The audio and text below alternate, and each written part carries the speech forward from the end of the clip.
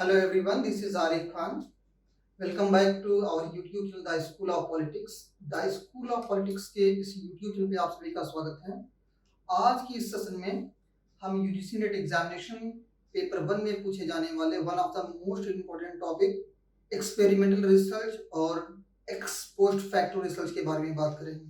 तो जैसा कि आप यहाँ पे देख रहे हैं, यहाँ पे बेसिकली दो रिसर्च के बारे में बात की जा रही है, एक्सपेरिमेंटल रिसर्च और एक्स पोस्ट फैक्टो रिसर्च के बारे में, और इनको हम एक एक करके स्टडी करेंगे और देखेंगे कि इनके बीच में क्या सिमिलैरिटीज है, क्या चीजें कॉमन है।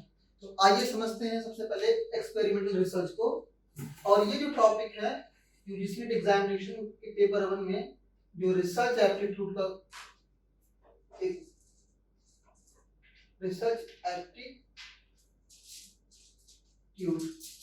जो अनुसंधान अभिरुचि है या अनुसंधान अभिक्षमता है, इससे रिलेटेड है ये कॉन्सेप्ट। तो एक्सपेरिमेंटल रिसर्च की अगर हम बात करें, एक्सपेरिमेंटल रिसर्च में क्या होता है कि एक रिसर्चर होता है,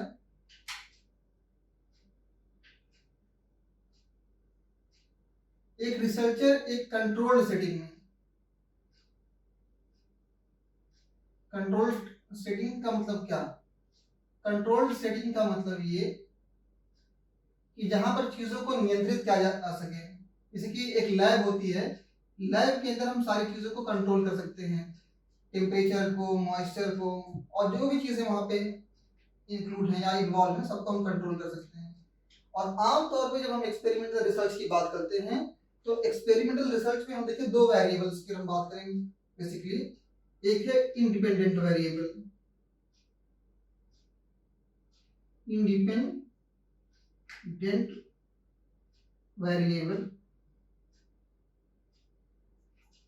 और दूसरा है डिपेंडेंट वेरिएबल।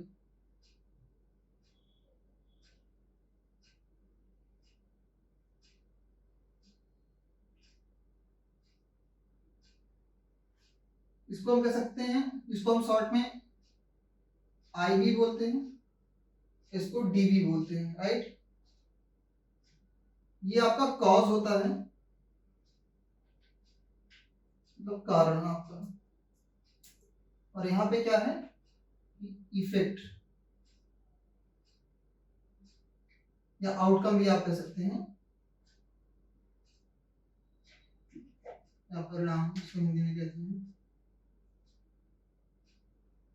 एक्सपेरिमेंटल रिसर्च में एक रिसर्चर एक कंट्रोल्ड सेटिंग के अंदर, एक लैब के अंदर कुछ टेस्टिंग करता है, अपने सैंपल्स के ऊपर टेस्टिंग करता है, और वो बेसिकली दो वेरिएबल्स के बीच में एक रिलेशनशिप इस्टेब्लिश करने की कोशिश करता है, समझने की ये कोशिश करता है कि इन दोनों के बीच में क्या रिलेशन है। और अगर हम बात करें एक्सपेरिमेंटल रिसर्च की, तो एक्सपेरिमेंटल रिसर्च में क्या है कि ये जो इंडिपेंडेंट वेरिएबल है इसको मैनिपुलेट किया जा सकता है।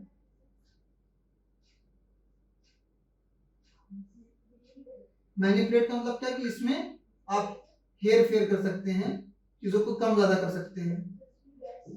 और यहाँ पे हम फिर क्या देते हैं कि हम इसका परिणाम देखते हैं कि क्या इसका परिणाम आ रहा है, क्या इसका आउटकम है, क्या इफेक्ट है।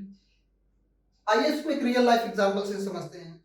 जैसे कि आप देखें, अगर बात करें, हाल ही में जो है एक बीमारी आई थी जिसका नाम था कोरोना, राइट। तो कोरोना एक बीमारी है, एक पैंडेमिक है, और हम अपने एक इस पे टेस्टिंग कर रहे हैं किसके, पेशेंट के ऊपर में। तो इसके लिए जो वैक्सीन इस्तेमाल कर रहे हैं हम, वैक्सीन, ये आपका इंडिपेंडेंट वेरिएबल हो गई, और ये जो पेशेंट हो गया ये डिपेंडेंट वेरिएबल हो गया। मतलब ये दो अलग अलग चर हो गए, दो अलग अलग वेरिएबल हो गए। और क्योंकि ये वैक्सीन एक तरह की मेडिसिन है, चाहे आप कोविशील्ड का नाम ले लें या कोवैक्सीन का नाम ले लें, तो इस पे क्या कर रहे हैं कि इसके डोज को हम मैनिपुलेट कर रहे हैं, कम ज्यादा कर रहे हैं, और फिर ये देख रहे हैं कि इस मेडिसिन का, वैक्सीन का एक पेशेंट के ऊपर क्या असर पड़ रहा है। या फिर हम बात करें, सपोज कि एक पेशेंट है, उसको फीवर है, सपोज कि उसको फीवर है, बुखार है, और उसके ऊपर जो है मेडिसिन, कोई एक सपोज कि पैरासीटामोल की मेडिसिन उसके ऊपर टेस्ट की जा रही है। तो ये जो इंडिपेंडेंट वेरिएबल है इसको हम मैनिपुलेट कर सकते हैं। उसको हम 100 mg में भी दे सकते हैं, 200 mg में भी दे सकते हैं, 500 mg में दे सकते हैं। तो मतलब क्या, ये कंट्रोल्ड सेटिंग है, इसमें हम चीजों को क्या कर रहे हैं कि इंडिपेंडेंट जो वेरिएबल है, जो स्वतंत्र चर है, इसको हम मैनिपुलेट कर रहे हैं, चेंज कर रहे हैं। और हम देख रहे हैं कि ये जो पेशेंट है, इसको जो फीवर है, उसके फीवर पे क्या असर पड़ रहा है, मतलब वो किस डोज में, 100 mg में या 200 mg में या 500 mg में, किस डोज में जो है उसकी रिकवरी हो जा रही है, उसकी जो सेहत है बेहतर हो जा रही है।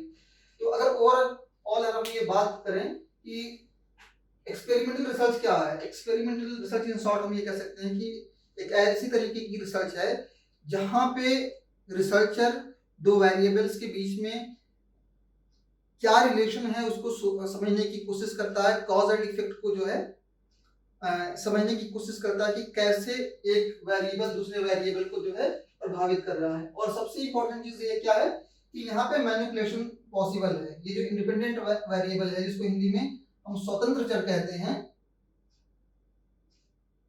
और इसको जो है आश्रित चर कहते हैं। तो इसको क्या है कि हम एक तरफ मतलब कारण और परिणाम की बात करते हैं एक्सपेरिमेंटल रिसर्च में। तो ये बेसिकली चीजें हैं यहाँ पे कि एक कंट्रोल सेटिंग होगी, लैब होगी वहां पे, और वहां पे दो वेरिएबल्स के बीच में हम रिलेशन को समझने की कोशिश करेंगे। अब आइए समझते हैं एक्स पोस्ट फैक्टो रिसर्च की बात करें।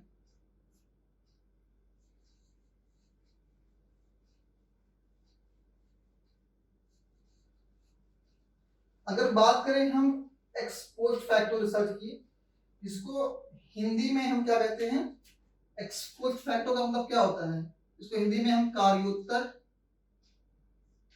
या घटनोत्तर अनुसंधान कहते हैं। मतलब हम ये कह सकते हैं ex post facto research is a kind of research where the researcher deal with an action that has already occurred। एक ऐसी घटना का हम अध्ययन करते हैं, एक ऐसे इंसिडेंट का हम अध्ययन करते हैं, एक ऐसी घटना का जो पहले से हो चुकी है। हालांकि इसमें भी हम समझने की कोशिश करते हैं कि दो वेरिएबल्स के बीच में क्या रिलेशन है, क्या कारण है, क्या परिणाम है, इसको हम समझने की कोशिश करते हैं। लेकिन ये एक ऐसी घटना है जो पहले से हो चुकी है, इसके बारे में हमारे पास में पहले से फैक्ट और डाटा मौजूद हैं, और ये जो रिसर्च है एक नेचुरल सेटिंग में होती है, नेचुरल सेटिंग में होती है। और हमने अभी देखा कि जो एक्सपेरिमेंटल रिसर्च होती है वो कहाँ होती है, वो कंट्रोल्ड सेटिंग में होती है, लैब में होती है। नेचुरल सेटिंग का मतलब क्या कि जो एक रिसर्चर है,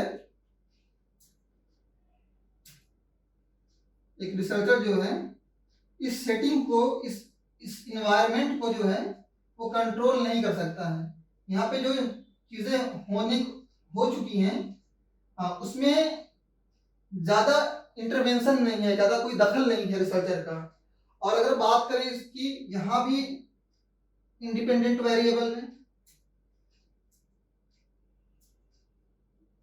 और डिपेंडेंट वेरिएबल है, मतलब दो चर है, यहाँ पे स्वतंत्र चर है और आश्रित चर है। यहाँ भी कॉज की बात हो रही है और यहाँ भी इफेक्ट या आउटकम की बात हो रही है। लेकिन फर्क क्या है दोनों में? एक्सपेरिमेंटल रिसर्च में हम क्या है कि हम ये जो इंडिपेंडेंट वेरिएबल है इसमें हेराफेरी कर सकते हैं, लेकिन यहाँ पे हम मैनिपुलेशन को नहीं कर सकते हैं, चीजों को खासतौर पे यहाँ पे हम हेर फेर नहीं कर सकते, इंडिपेंडेंट वेरिएबल को जो है बदल नहीं सकते हैं, इसमें चेंजेस नहीं ला सकते। क्यों? क्योंकि ये जो घटना है ऑलरेडी हो चुकी है। आइए इसका एक रियल लाइफ का एग्जांपल देखते हैं। जैसे कि आपने देखा होगा कि अभी कुछ दिन पहले बालासोर में, उड़ीसा में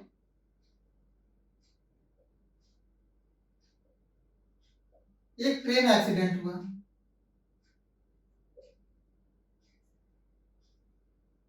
एक ट्रेन एक्सीडेंट हुआ। तो ये जो इसको जब हम स्टडी करेंगे, इस इवेंट को, इस घटना को, इसको हम एक्सपोस्ट फैक्टो या कार्योत्तर या घटनोत्तर रिसर्च करेंगे। क्यों? क्योंकि ये इंसिडेंट, ये घटना पहले से हो चुकी है, ट्रेन का एक्सीडेंट हो चुका है और इसके बारे में हमारे पास सारी चीजें पहले से मौजूद है कि कितनी ट्रेन आपस में कोलाइड की, कितनी आपस में लड़ी, कितने लोग इंजर्ड हुए। लेकिन यहाँ पे क्या है कि चीजों को हम यहाँ पे चेंज नहीं कर सकते, ये घटना पहले से हो चुकी है। हम क्या करेंगे कि हम अतीत में जो घटना हुई है, जो घटना पहले से हो चुकी है, उसके पीछे क्या कॉज है, क्या कारण है, उसको हम देखेंगे कि किस वजह से, कहाँ पे सिग्नल में प्रॉब्लम थी, किस वजह से, मतलब ड्राइवर की मिस्टेक थी, जो ट्रेन को चला रहा था उसकी मिस्टेक थी, या सिग्नल की क्या प्रॉब्लम, सिग्नल में कोई प्रॉब्लम थी। इन चीजों को हम समझेंगे, तो उसके कारण को हम समझेंगे और उसके बाद ये भी देखेंगे कि उसका इफेक्ट क्या होगा। इफेक्ट का मतलब क्या कि कैसे जो है ये जो एक्सीडेंट हुआ, ट्रेन एक्सीडेंट हुआ, उसके बाद की क्या घटनाएं हुई, कितने लोग इंजर्ड हुए, कितनी मौत हुई, ट्रेन के जो डब्बे हैं वो कितनी पटरी से उतरे, कितना डैमेज, कितना नुकसान हुआ। तो यहाँ पे भी ये जो घटना हुई एक्सीडेंट की, इसके बीच का क्या रिलेशन है, इसके पीछे कौन से फैक्टर्स हैं जो रिस्पॉन्सिबल हैं, उसकी हम स्टडी करेंगे। लेकिन यहाँ पे क्या है कि इन चीजों को हम इसमें कुछ परिवर्तन नहीं कर सकते, हेर फेर नहीं कर सकते हैं। पॉलिटिकल साइंस में इस रिसर्च का क्या उपयोग है? आपने देखा होगा कि पॉलिटिकल साइंस में इस रिसर्च का क्या क्या उपयोग है। आपने देखा होगा कि हमारे देश में आजादी के बाद से ही क्या कम्युनल राइट्स हो रहे हैं।